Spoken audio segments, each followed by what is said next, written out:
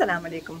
जैसे कि आप जानते हैं माह रमज़ान आ चुका है और वो ना सिर्फ हमें सब्र शुक्र सिखाता है बल्कि भाईचारा, ज़कात, सदका और खैरात की भी अहमियत बताता है। खुदा की राह में खर्च किया हुआ हर एक पैसा कई गुना बढ़ाकर खुदा लौटा देता है, जिसकी वजह से हमें कोशिश करनी चाहिए कि हम हमेशा अपने माल में से खुदा की राह में जितना हो सके खर्च करें, क्योंकि इससे बेहतर इन्वेस्टमेंट कोई भी नहीं। हम में से कई लोग हैं जो सदका ज़कात के लिए सफेद पोश और ज़रूरतमंद लोगों की तलाश में रहते हैं, और आज के ब्लॉग में हम आपके साथ शेयर करेंगे एक इंतहाई ट्रस्टवर्दी और रिलायबल सोर्स जो कि आपके पैसों को ऐसे ज़रूरतमंद लोगों तक पहुंचाएगी जो कि सही मानों में उसके हकदार हैं। आज हम आए हैं एक ऐसी शख्सियत के घर में जिन्होंने अपनी जिंदगी दूसरे लोगों की जिंदगी बेहतर बनाने के लिए वक्त कर दी है। एक्स डायरेक्टर रूट्स उज़मा शेख, जिन्होंने रिटायरमेंट के बाद से अपनी तमाम जिंदगी राह लिल्लाह के लिए वक्फ कर दी है। अस्सलाम वालेकुम जी, मेरा नाम उज़मा शेख है और मेरा ताल्लुक टीचिंग के शोबे से था, लेकिन अनफॉर्चुनेटली मेरी सेहत जब इस काबिल नहीं थी कि मैं जॉब कंटिन्यू कर सकूं, तो मैंने 2018 में रिटायरमेंट ले ली थी। उसके बाद से मैं सोचती रही कि मैं अब घर में रह के क्या कर सकती हूँ। व्हेन कोविड स्टार्टेड इन 2000 मुझे ये ख्याल आया कि इस वक्त बहुत से लोग जो हैं उनकी जॉब्स जा रही हैं, और ख्याल मुझे ये आया कि वो बेचारे क्या करते होंगे, एक बीमारी, परेशानी और ऑन टॉप ऑफ दैट आमदन का कोई जरिया नहीं। तो ये वो टाइम था जब हमने अक्टूबर 6 2000 में ये लॉन्च किया अल्लाह वाला दस्तरखान, क्योंकि जो उस वक्त की नीड थी प्राइमरी वो ये था कि लोगों को कम से कम खाना मिले। कोशिश ये थी कि बहुत न्यूट्रिशियस खाना ताकि उनकी इम्यूनिटी बिल्ड हो। वी स्टार्टेड विद तकरीबन 50 लोग और इवेंचुअली इट टर्न्ड आउट कि तकरीबन 200-250 के करीब लोग जो हैं वो जमा होने शुरू हो गए। माशाल्लाह वो तादाद फिर ग्रो ही करती रही और वो आज भी जारी हो सारी है। हमारा कॉन्टिन्यूस दस्तरखान चलता और लंच हम सर्व करते हैं। मुझे डराया भी बहुत गया, कोविड के बीच में इतने लोगों को फेस करती हैं, खुद आप बीमार हैं, लेकिन अल्हम्दुलिल्लाह मैं ठीक रही। जब हमने नाम ही इसका रखा था अल्लाह वाला दस्तरखान, तो मुझे यकीन था पूरा कि इंशाअल्लाह ताला अल्लाह ताला मुझे इसमें ज़रूर कामयाब करेंगे। तो देखा आपने कि कोविड के मुश्किल हालात के अंदर जब लोग अपनी नौकरियां खो रहे थे, तब खाने की बेसिक नेसेसिटी मुयस्सर किया लोगों को। ये बात है कि अल्लाह राज़िक है और वसीला इस बार बनी उज़मा शेख। अल्हम्दुलिल्लाह अल्लाह ताला ने हमें कामयाबी दी। तकरीबन 3रा साल है। माह रमज़ान का हमारा स्पेशल होता है क्योंकि अफ्तारी हम देते हैं फिर रमज़ान में, और अफ्तार में ये है कि लोग भी ज़्यादा होते, नथिंग लेस देन 350-400 लोग शाम को माशाल्लाह। तो काफ़ी ज़्यादा हमारे पास रश होता है। स्टार्ट तो इन्होंने खाने से किया, दस्तरखान से किया, मगर फिर इन्होंने क्या क्या प्रोजेक्ट स्टार्ट किए वो भी जानते हैं। जब मैं वहाँ जाती थी दस्तरखान पे, मेरे पास लोगों ने अपने अपने मसाइल लेके आना शुरू किया। किसी के बच्चों की स्कूल की फीस नहीं गई कई महीनों से, उन दिनों हालात इतने खराब थे कि लोगों की बिजली कट गई है, किसी का गैस कट गई है। तो हमने एक ऑर्गेनाइजेशन फिर ने जन्म लिया उसके बाद, जिसका नाम हमने रखा इबादा। और मतलब हमारा ये था कि हम एक इबादत की तरह इस चीज़ को लेकर चल रहे हैं कि अल्लाह ताला हमसे राज़ी हो जाए, हम किसी की जो भी खिदमत कर सकते हैं वो कम से कम वो तो करें। तो प्रोजेक्ट्स हमारे जो हैं, पहला जो हमारा स्टार्ट हुआ वो था जी हेल्थ प्रोजेक्ट, मेडिकल एड का प्रोजेक्ट। जो चीज़ें सेहत कार्ड है उसमें कवर हो जाती हैं उनको तो हम नहीं कवर करते, लेकिन जो मेडिसिन है, जैसे लोगों की रेगुलर मेडिसिन आती है वो सेहत कार्ड पर नहीं आती, OPDs हैं वो नहीं होती, और गरीब बंदे के लिए 200 रुपया भी खर्च करना एट टाइम्स मुश्किल हो जाता है। तो हमने सबसे पहले मेडिकल प्रोजेक्ट स्टार्ट किया। इस प्रोजेक्ट के साथ साथ रिक्वेस्ट आना शुरू हुई शादियों की, तो उसमें हमने ये असूल ये रखा कि हम शादी का खाना देते हैं, जहेज नहीं देते। दहेज का तो कॉन्सेप्ट वैसे भी मजहब के अंदर भी मजहब में भी नहीं। और जो रीजनेबल नंबर ऑफ गेस्ट जो है उनका खाना हम अरेंज कर देते हैं, या लड़की का शादी का जोड़ा हो गया, इस तरह के उसके थोड़ा बहुत ज़रूरत की चीज़ें हो गई, वो हम उसको कर देते हैं अरेंज। फिर उसके बाद हमारा नेक्स्ट प्रोजेक्ट था जी शेल्टर होम्स। शेल्टर होम्स का सिलसिला इस तरह शुरू हुआ, कुछ बच्चे कूड़ा चुनने वहाँ आया करते थे दस्तरखान पे, और उनमें एक बहुत प्यारी बच्ची थी। सारे हालात मालूम किए और पता लगा कि उसका फादर ड्रग अब्यूजर है और मदर जो है वो, चूँकि उसके 8 बच्चे हैं और सबसे छोटी बच्ची उसकी 6 माह की थी। इस तरह वो काफ़ी मुश्किल में फैमिली थी, तो इसीलिए ये बच्चे जो हैं कूड़ा चुनते थे। फिर हमने पहला अपना शेल्टर होम खोला, वहाँ इस फैमिली को शिफ्ट किया। बच्चे जो हैं उनको स्कूल यहाँ दारे अरकम में वैली रोड पे ही है, वहाँ पे पढ़ रहे हैं। इसी तरह से 2 और फैमिलीज हैं, उनके बच्चे हैं, यानी ऑल इन ऑल हमारे तकरीबन 18-19 बच्चे इस वक्त पढ़ रहे हैं। माशाल्लाह माशाल्लाह, दैट इज सो अमेजिंग।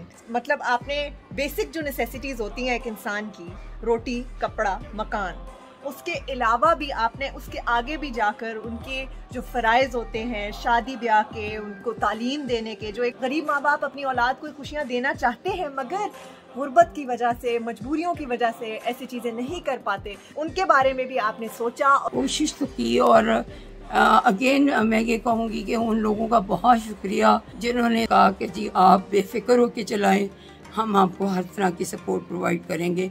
इनका अगर आप फेसबुक पेज देखें तो आपको पता चलेगा कि इनकी हर एक दस्तरखान की वीडियो कवरेज है। इनके फाइल्स के अंदर सारे सिस्टमैटिकली बताया गया है किस दिन किस डोनर की वजह से किस तरफ वो डोनेशंस गई थी। ये है जी इनका एक बहुत डिटेल्ड फाइलिंग सिस्टम, जहाँ पे सारे इन्होंने अपनी डिटेल्स फाइल की हुई हैं। ये अब जैसे फाइल है, ये सारा जो है मेडिकल का है। बिल्कुल, जो जिन लोगों को हम दवाइयाँ देते हैं, मेडिसिन की रिसीट्स, प्रेस्क्रिप्शंस, कोई टेस्ट हुए, अगर आमतौर पे हम घबराते हैं कि अगर हम किसी को पैसा देते हैं तो हम सोचते हैं कि ये क्या नशे पे तो नहीं लगा देगा, कहीं जुआ खेल कर तो नहीं गवा देगा, मगर ये मेक श्योर करती है कि जिधर पैसा जा रहा है किसी का फायदा कर रहा है, किसी की जिंदगी बदल रहा है, उसका बेहतर मुस्तकबिल बना रहा है। यहाँ पे मैं ऐड करूँगी कि हमारा मेडिकल का तरीका ये है कि ज़्यादातर पेशेंट्स को हम खुद चेकअप करवाते हैं, नहीं तो फिर प्रॉपर किसी हॉस्पिटल की प्रेस्क्रिप्शन हो उनके पास और दवाइयाँ हम लेके देते हैं। इसी तरह ये देखिए कि हमारा एजुकेशन वाला, ये अब ये बच्चे जो हैं इनके उनकी फीस कार्ड है, ये बुक्स आई हुई हैं, ये इनकी बुक लिस्ट जो आई थी। कितनी बड़ी बात है कि ये एनजीओ ये नहीं करती कि पैसा लिया इधर से उधर कर दिया, ये पूरी इन्वेस्टिगेशन करते हैं, पूरी फॉलो अप करते हैं। आम एनजीओ इतनी मेहनत, इतना एफर्ट, इतनी मीन मेक में नहीं जाती। डोनेशन देने वाले की पूरी तसल्ली की जाती है कि उसका एक भी पैसा जाया नहीं गया, हर छोटी डिटेल उसको प्रोवाइड की जाती है। मुझे बहुत लोगों ने सजेस्ट किया कि जिस तरह सब एनजीओ करते हैं आप कलेक्ट किया करें इकट्ठे पैसे और इकट्ठे खर्च कर दिया करें। मैंने कहा मुझे खुद तसल्ली नहीं होगी कि किसके पैसे कितने लगे हैं और कहाँ लगे हैं। अल्लाह ताला के सामने जाके एक एक रुपए का हिसाब देना है मैंने। आपका पैसा, आपका एफर्ट, आपकी हक हलाल की कमाई जो है वो मेरे पास एक अमानत है और मेरे लिए वो बहुत सीक्रेट है। ये जनाब अली हमारा दस्तरखान का रिकॉर्ड है। अच्छा जी। हर साल का एक अलग रजिस्टर बनता है। बिल्कुल। अच्छा, अब ये आप देख रहे होंगे कि नाम ऊपर लिखे हुए हैं और साथ मनी भी लिखी हुई है कि उन्होंने कितने पैसे भेजे। नीचे उसकी डिटेल्स हैं कि ये कहाँ कहाँ खर्च हुआ। बिल जैसे ही कंप्लीट हो जाते हैं तो मैं उनको व्हाट्सएप कर देती हूँ। अच्छा जी, और मैंने देखा कि आपकी फेसबुक की जो वीडियोस हैं जिनके ऊपर आपने मेन्यू भी लिखा होता है, वीडियो भी होती है और डोनर का नेम होता है, तो अगर कोई डोनर अपना नाम ना देना चाहे, क्योंकि लोग हैं हाँ जी, जो बहुत इस मामले में कॉन्शियस है, वो कहते हैं कि यार ये हमारा और अल्लाह का मामला है, तो आप हमारा नाम ना दिया करें। तो फिर मैं या तो एनोनिमस सपोर्टर लिख देती हूँ या फिर मैं आधा नाम मेंशन कर देती हूँ ताकि उनको पता भी रह जाए और लोगों तक बात ना पहुँचे। ये इनकी स्टोरेज एरिया है जिसके अंदर इन्होंने सारा राशन स्टॉक करके रखा हुआ है। पूरों की पेटियाँ रखी हुई हैं, माह रमज़ान के अंदर काम आने लगे हैं। ये कुक भी अपने प्रेमिसेस पे ही कराती हैं ताकि इनके सामने सब कुछ बने। सेटअप है जहाँ पे खुद बना रहे हैं खाना। और इन्होंने सर्दियों में आप बाकायदा गैस चलाते हैं। अच्छा जी, जब गैस की कमी हो तब भी एक बर्नर ये इस्तेमाल कर रहे हैं और एक वो इस्तेमाल कर रहे हैं। इंशाल्लाह रमजान के लिए बिल्कुल ठीक है। रूह अफ़ज़ा है और खजूरें हैं। अफ्तार का मेन्यू तैयार हो रहा है। एक एस्पेक्ट तो आपने इनकी ज़िंदगी का देख ही लिया, मगर एक चीज़ जो मैं अपने ऑडियंस को ज़रूर बताना चाहूँगी वो ये है, 12 साल पहले इनका डायलिसिस शुरू हुआ एंड इन्होंने ना अपनी क्वालिटी ऑफ वर्क पे कभी फर्क आने दिया एंड अब भी रिटायरमेंट के बाद भी राहिलिल्लाह के लिए जो काम शुरू किए, hats off to her. So I am really proud of her. She is a fighter. अपनी तकलीफ़ों को भूल भुलाकर दूसरों की तकलीफ़ों में कमी लाने के लिए जो कुछ किया है वो ma'am, it's just I have no words to describe that. That's so kind of you Maqbool. लेकिन मैं ये समझती हूँ कि ये अल्लाह ताला की दी हुई एक अपॉर्चुनिटी है। अल्लाह ताला ने ज़िंदगी आपको दी है, एक ही बार दी है। 12 साल पहले मुझे किडनी डिजीज़ हुई, किडनी फेलियर हो गया, उसके बाद डायलिसिस स्टार्ट हुआ। 6 इयर्स मैंने जॉब डायलिसिस के साथ कंटिन्यू की। उसके बाद मुझे लिवर सिरोसिस हुआ और currently my lungs are compromised, my heart is compromised. तो बहुत सारी कॉम्प्लिकेशंस हैं। मैं अभी मागुल को पता है मैं 25 डेज हॉस्पिटल में एडमिट रह के आई हूँ एंड येट दस्तरखान एक दिन भी स्किप नहीं हुआ। माशाल्लाह से इन्होंने इतने सिस्टमैटिकली सब कुछ प्लान किया होता है कि इनकी टीम इनकी गैर मौजूदगी में भी स्मूथली एंड फ्लॉलेसली अपने सारी ड्यूटीज को सर अंजाम देती है। माशाल्लाह मेरी टीम बड़ी अच्छी है। मैं हूँ ना हूँ वो लोग मैनेज करते हैं, मैं सिर्फ बताती रहती हूँ कि ये कर लो वो कर। जी लेट्स इंट्रोड्यूस अजीज साहब। ये हैं जनाब रूह रवा हमारे दस्तरखान के, जिन्होंने मेरे साथ मिलके दस्तरखान का इफ्तिदा किया। 1-1.5 साल तक सिर्फ मैं और अजीज थे जो हम दस्तरखान जला रहे थे। उसके बाद हमने जो है ये हमारी टीम आहिस्ता आहिस्ता बनी। ये यहाँ दाएं पे आप देख रहे होंगे लियाकत, ये एज ए हेल्पर आए थे। अच्छा जी, हेल्पर। मैं ना हूं तो ये संभाल लेते हैं। जुल्फिकार साहब को हायर किया गया, भी रमजान भी था। बिल्कुल। तो 3 लोगों की ये टीम है। ये वो लोग हैं जो पर्दे के पीछे सारा काम कर रहे होते हैं, जिनकी मेहनत की वजह से रोज कितने लोगों को खाना मिलता है ना कि हम खुद फॉलो अप करते हैं, रिसर्च करते हैं, वो ये टीम है मेरी। बिल्कुल। वो रजिस्टर में जाने से पहले इन लोगों की मेहनत की वजह से कलेक्ट होती है और फिर रजिस्टर के अंदर जाती है। आपने देखा है कि एक खौफनाक और पेनफुल बीमारी होने के बावजूद उन्होंने कभी भी अपने चैरिटी के काम को एक दिन भी सफर नहीं होने दिया। अपने गम को भूलने के लिए लोग दवाइयाँ खाते हैं, मगर अपनी तकलीफों को भुलाने का सबसे बेहतरीन इलाज होता है कि किसी और की तकलीफ को दूर किया जाए। किसी और के मुंह पे मुस्कुराहट लाएंगे तो जो आपके दिल को सुकून मिलेगा वो आप कहीं और से नहीं पा सकते। असल खुशी जिंदगी में दूसरे को खुशी देने से मिलती है। जो दिली इत्मीनान आपको हासिल होता है वो आई थिंक उसके लिए कोई अल्फाज नहीं है मेरे पास। और सबसे बड़ी बात है कि मुझे अब तो मुझे कभी भूल भी जाता है कि मैं बीमार हूँ। दूसरों के काम आइए, दूसरों के दर्द को महसूस कीजिए, अपने आप को दूसरे की जगह पर रख के सोचिए। मैं मानती हूँ कि अल्लाह ताला ने दुनिया इसी तरह बनाई है कि अनइक्वल है, लेकिन नेसेसिटी और लग्जरी 2 डिफरेंट चीज़ें हैं। ज़रूरत बहुत कम है इंसान, लेकिन हजारों ख्वाहिशें ऐसी कि हर ख्वाहिश पे दाम निकले। ठीक है, बहुत निकले मेरे अरमान, मगर फिर भी कम निकले। तो बात यह है कि अगर आप लग्जरी के पीछे और अरमानों के पीछे जाएं, ख्वाहिशों के पीछे जाएं, तो फिर तो देयर इज नो एंड।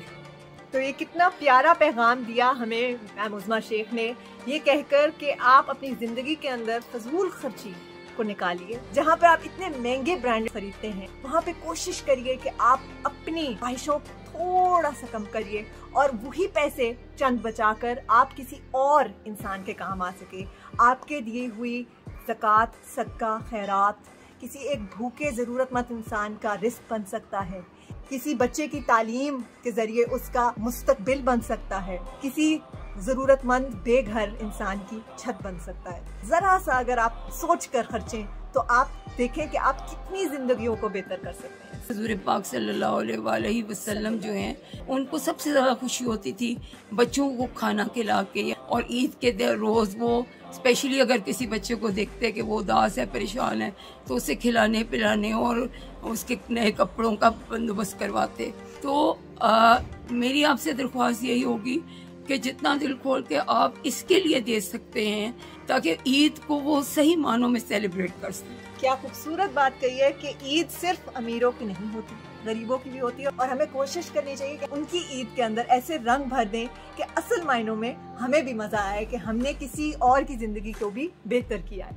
आइए इस रमज़ान हम ये अहद करें कि हम अंसार मदीना की मिसाल को कायम रखेंगे एज मुसलमान और उसको रिवाइव करेंगे, इस तरह के हम किसी ना किसी फैमिली को सपोर्ट करेंगे। हम में से हर कोई अगर एक फैमिली को सपोर्ट करना शुरू कर दे अंसार मदीना की तरह, तो ये दुनिया बदल सकती है। ये जो मजबूरियां, ये जो महंगाई हम सबको क्रिपल कर रही है, वो सारे मसले हल हो सकते हैं। उम्मीद है कि आप अपने पैसों को सही जगह खर्च करेंगे, क्योंकि पैसा एक ऐसा कागज का टुकड़ा है जिसका इससे बेहतर कोई इस्तेमाल नहीं। खुदा की राह में पैसा खर्चने से बेहतर कोई इन्वेस्टमेंट नहीं। मुझे इजाजत दीजिए, अपना ख्याल रखिएगा, मिलेंगे किसी और ब्लॉग में। अल्लाह हाफ़िज़।